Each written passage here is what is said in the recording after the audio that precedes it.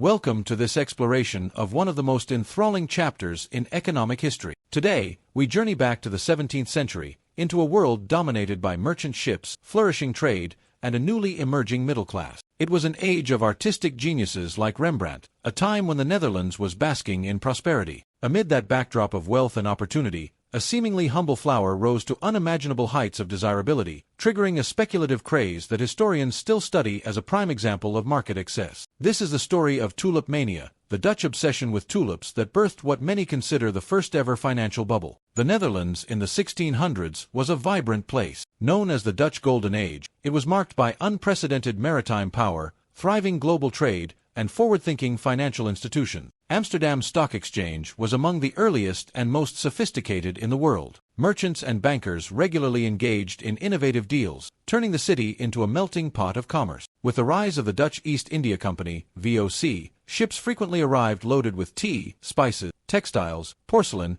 and, crucially for our story, exotic flora. The Dutch economy at the time was advanced, powered by an industrious middle class that understood the value of speculation, investment, and strategic risk-taking. Art, architecture, and scientific exploration also flourished, creating a cultural renaissance that would leave a permanent mark on European history. In such an environment of prosperity, novelty was prized and displays of wealth were becoming the norm, especially among the merchant elite. Into this optimistic setting arrived the tulip, a flower that originated in the Ottoman Empire and made its way into Western Europe during the 16th century. By the early 17th century, it was already capturing the Dutch imagination with its delicate petals and vibrant colors. Tulips became highly sought-after symbols of prestige. Because they were still relatively scarce, owning rare varieties was akin to owning a piece of fine art or a precious piece of jewelry. Initially, aristocrats and wealthy merchants showed off their success by planting prized tulips in their garden. Over time, however, people of various social strata became entranced by the idea of acquiring these enticing flowers. In those early days, tulips were not so much commodities as they were objects of wonder. They came in a wide spectrum of hues, deep purples, fiery reds, and brilliant yellows. More mesmerizing were the so-called broken tulips, displaying intricate streaks or flames of contrasting colors in each petal. Later science identified a virus as the cause of these unusual patterns, but in the 17th century, they were seen as near mystical natural creation. Collectors compared them to carefully painted masterpieces, each one seemingly unique, each one potentially more precious than the last. As interest grew,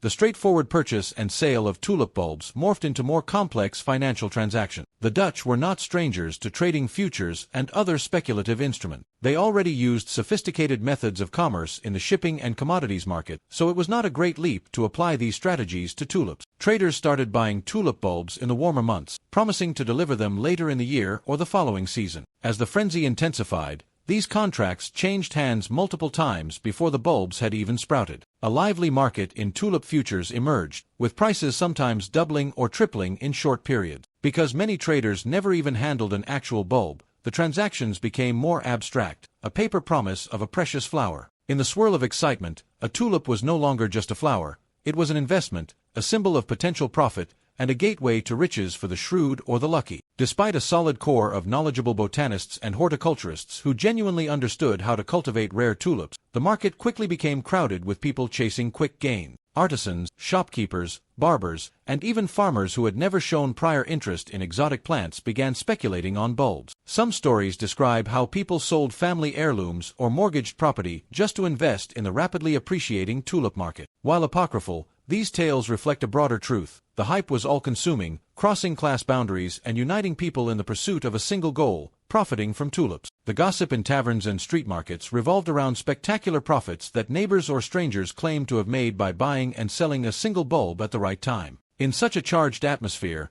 rational judgment often gave way to the belief that prices would keep rising. After all, if your neighbor made a fortune practically overnight, why couldn't you? Crucial to understanding the mechanics of tulip mania is recognizing the role of short-term contracts and speculation. The concept of selling something you did not yet own, with a promise to deliver it in the future, was already known to the Dutch. The success of shipping ventures and commodity trading often depended on similar deals. However, when these sophisticated methods trickled down to the general populace, it created a volatile environment. Buyers and sellers multiplied, each new participant adding to the excitement. With each transaction, the valuation of the bulb soared, and the ability to finance these deals sometimes relied on borrowed money or overextended credit. That fueled the mania even more. At the height of the craze, accounts suggest that some individual bulbs fetched prices equivalent to entire estates or luxurious residences in Amsterdam. A single famous bulb might change hands several times in a week, each time at a higher price. Although records from that era can be spotty, the general consensus among historians is that the sums involved were staggering, especially for what amounted to a speculative product with limited intrinsic value. One could argue that the beauty and novelty of tulips gave them some intrinsic worth, but nowhere near the astronomical amounts people were paying, which were buoyed by the optimism that they could resell the bulb at an even higher figure. The belief in ever-rising prices is a hallmark of any bubble, whether it be tulips in the 17th century or real estate,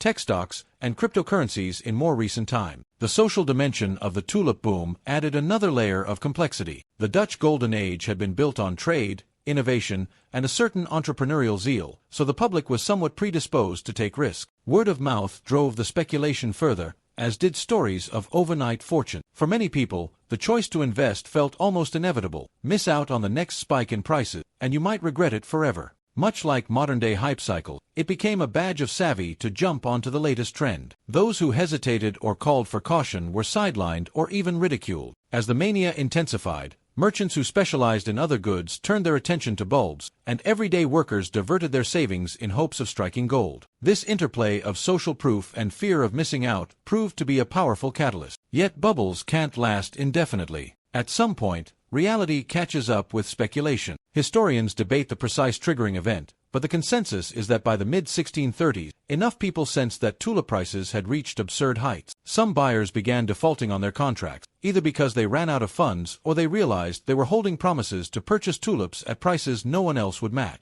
As news spread that buyers were withdrawing from the market, confidence took a hit. When confidence falls in a speculative market, panic is often the immediate next phase. Sellers rushed to offload their bulbs, but with fewer and fewer buyers stepping in, prices began to plummet. In a chain reaction, the more prices fell, the more speculators scrambled to sell. Contracts that had been bought at extraordinary prices suddenly looked worthless. Fortunes were erased seemingly overnight, and the mania that had once enchanted the nation now left many in financial distress. In the aftermath, the Dutch government tried to intervene. Various proposals sought to offer settlements between defaulting buyers and sellers, while some traders demanded legal enforcement of the contract. Yet the legal framework struggled to cope with the sheer number of deals made in a state of frenzy. Different municipalities took different approaches. Some declared that certain contracts were speculative games, thus unenforceable. Others tried to negotiate set compensation amount. Regardless of the specifics, the bubble had burst, and its ruins affected thousands of citizens across different social classes. The Golden Age continued,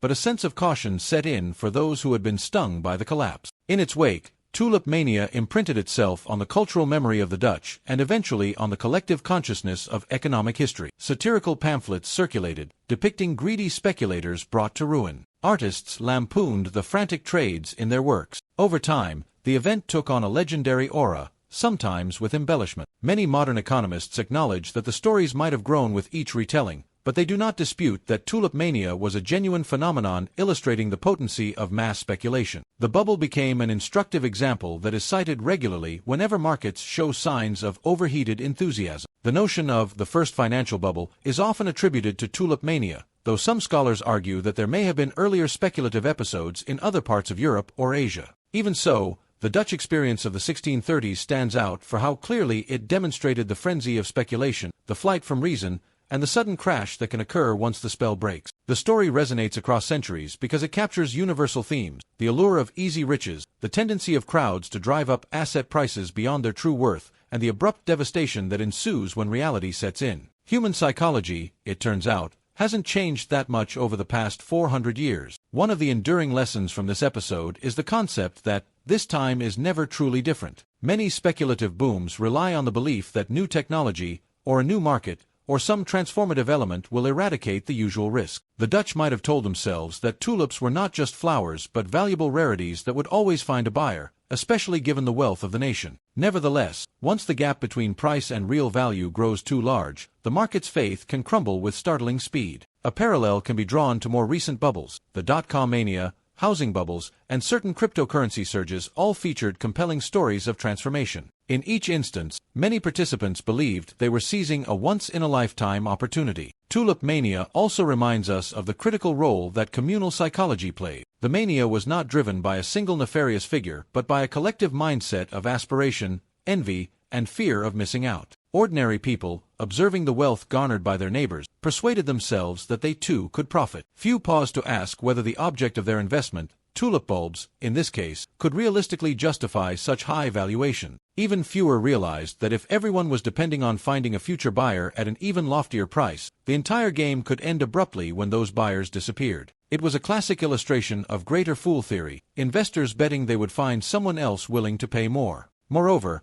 we often see in retellings of Tulip Mania how blame tends to be assigned after the crash. Some pointed fingers at unscrupulous traders, others at the government for not regulating the market. Yet it was the collective human inclination toward speculation that made the bubble possible in the first place. This is why Tulip Mania resonates as a timeless cautionary tale. It tells us that no matter how sophisticated our markets become, no matter how many regulations we enact, human emotions remain at the core of booms and busts. Greed and hope can propel asset prices to dizzying heights, while fear and panic can send them crashing down. Even though the Dutch economy overall remained robust, thanks to global trade, shipbuilding, and diversified industry, scores of people were financially ruined or at least significantly harmed by the collapse. Historians note that the scale of personal misery might have been embellished in subsequent literature, but it's indisputable that the mania shook public confidence. Some who had borrowed heavily found themselves saddled with debts they could not repay. Others who had sold everything to jump into the tulip market faced a grim reality once the euphoria vanished. The episode left behind moral lessons about the perils of gambling with one's livelihood based on speculative bets, and these lessons reverberated far beyond the 17th century. To this day,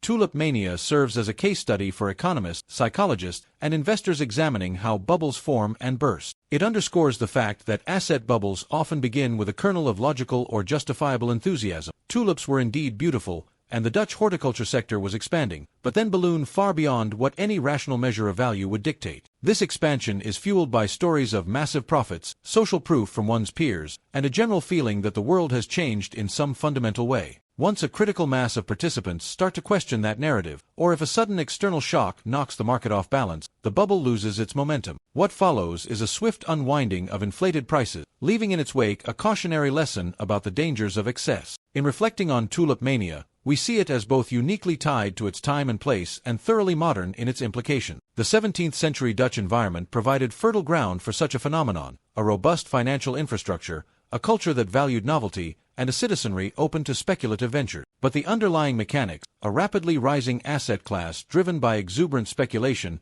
are anything but confined to that epoch. Versions of Tulip Mania appear repeatedly throughout history, each with its own twist, whether in railroad stocks, Florida land, Beanie Babies, dot-com companies, or digital token. It's impossible to hear the story of Tulip Mania without drawing parallels to the present. Any period of sustained market optimism can spiral into overconfidence. Investors rationalize sky-high valuations by insisting that new industries or technologies justify them. Skeptics are brushed aside as being old-fashioned. Euphoria escalates, more money pours in, and the cycle continues, until it doesn't. Whether it's the 1600s or the digital age, the lesson remains that fundamentals ultimately matter. Intriguing narratives can defy gravity for a while, but they can't transcend it indefinitely. While the Dutch have long since moved on from trading tulip bulbs at extravagant prices, the flower remains a point of national pride. Visitors still flock to the Netherlands each spring to witness the breathtaking fields of blooming tulips. Yet the cultural memory of that short-lived period, when a single bulb seemed more precious than gold, persists, woven into the broader tapestry of economic folklore. It stands as a quintessential reminder that markets, while driven by rational factors on paper,